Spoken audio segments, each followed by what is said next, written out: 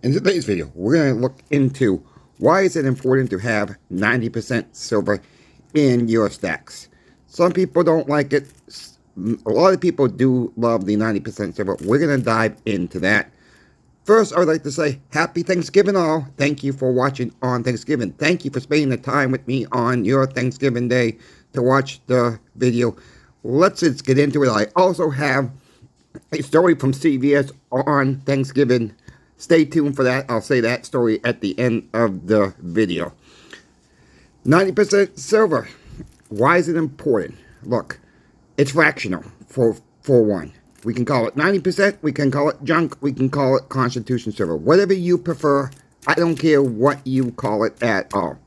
Important is, we got to look at the worst case scenarios. What happens if the power does go out? What happens when the dollar collapses? Not if, when. How often you make a smaller purchase. Go into your gas stations, go into your farmer's market, run in the grocery store for a gallon of milk. I'm not claiming now you're gonna be able to go in the grocery store and using 90% silver as barter material. It could happen. We got the plan for that. Farmer's market, trade. If I met you, you were selling a gallon of milk at your local store or whatever, you had something I want, I could offer you 90% silver. More than likely, you're going to take because you know the value of 90% silver. It's happening now on a very small scale. We need to get that scale bigger and more wide range for acceptance of all types of silver. You wouldn't want to give up a 1 ounce round for a gallon of milk.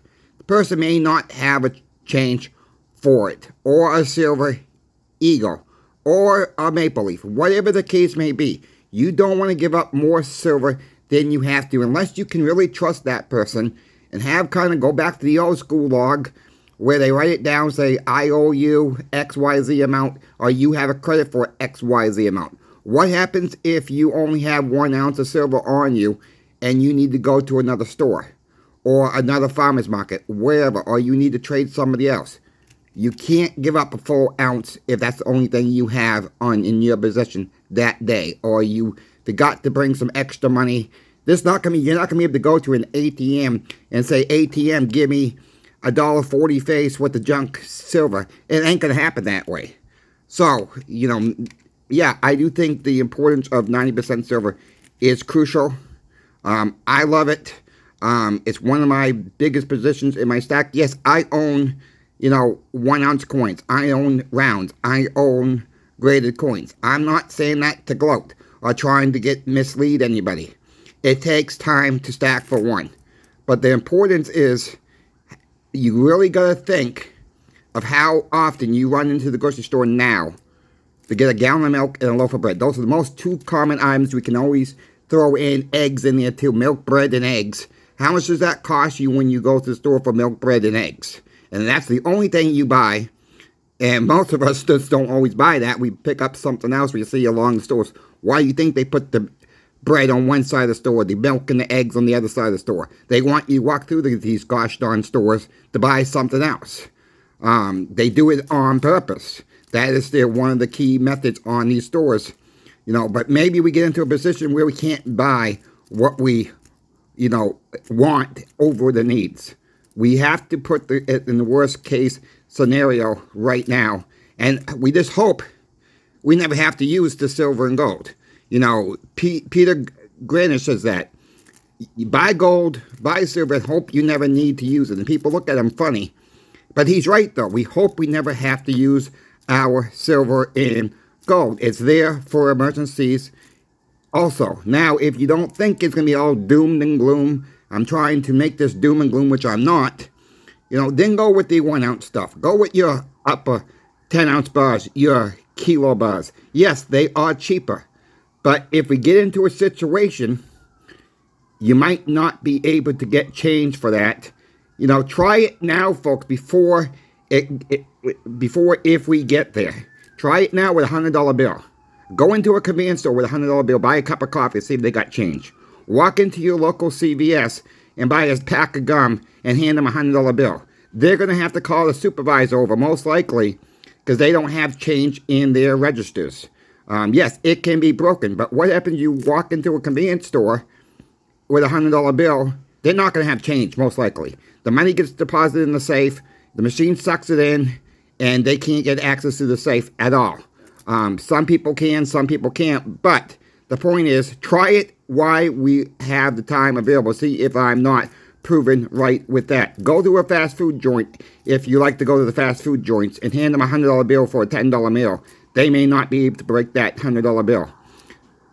Fractional silver, 90% silver is the best way to go.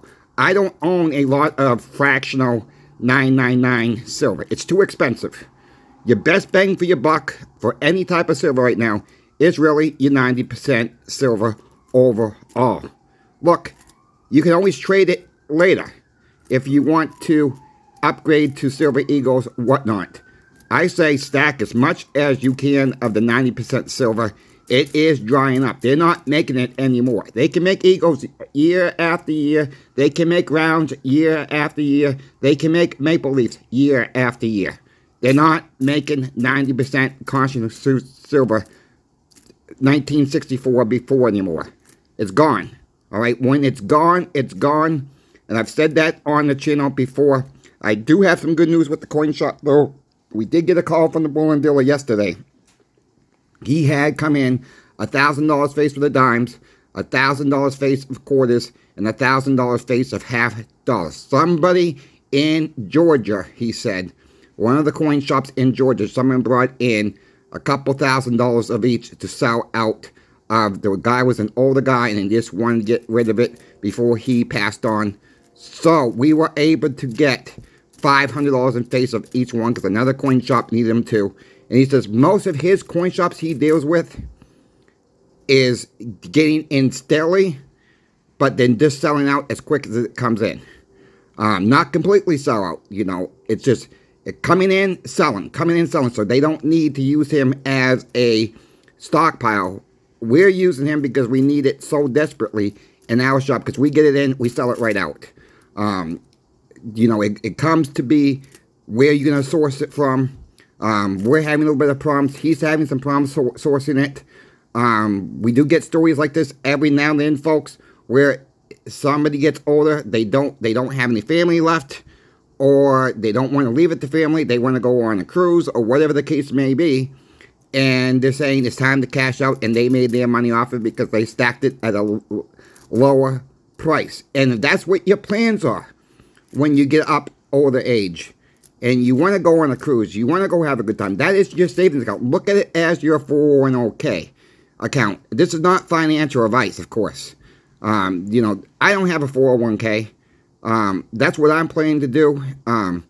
Who knows? I'm going to keep you guys posted through everything I do. Look, I just got another 29 Roosevelt silver dimes on eBay yesterday. They were BU dimes, 1964. There was, I think it was a couple 63s mixed in there. I didn't care. I paid $2.23 a dime on it. I paid $64.95 for 29 dimes. The melt value was about $2.17 when I bought them yesterday. I paid a little bit more than the melt, but I did get them a little bit cheaper than my own coin shop that I work for sells them for. So I was happy with that. Didn't want to pay that much, but they were BU dimes. So I went ahead and got those. I'll put them in another container, of course, to, you know, there's probably some BUs mixed in here, but I'm not too worried about it. You know, as you can see, there's some not so good looking ones here, but oh well. It's still, to me, 90% silver. People also ask me about BU dimes, BU quarters, BU half dollars. Is it worth it to pay up for them? Well, yes and no. I'm going to leave it as that, yes or no, because we don't know when we get into a situation, are these stores, are these farmers market going to actually have a scale and weigh the dimes and go by weight afterwards? Right now, common in the business is $1.40 face. Any combination of your half dollars, quarters, or dimes. Again, quarters, dimes, and half dollars. Any combination of $1.40 face equals to 1 ounce of silver. That is common right now. Now, if you get a $1.40 face in slick any combination, you're going to see in less than an ounce of silver. You see BUs, you're going to probably see a little bit more than an ounce of silver. If you can get the BUs for about the same price, pay a little bit more maybe, and I mean a little bit more, it might be worth it to pay up for those dimes now, or quarters, or half dollars now, than versus getting the average graded, circulated 90% silver out there.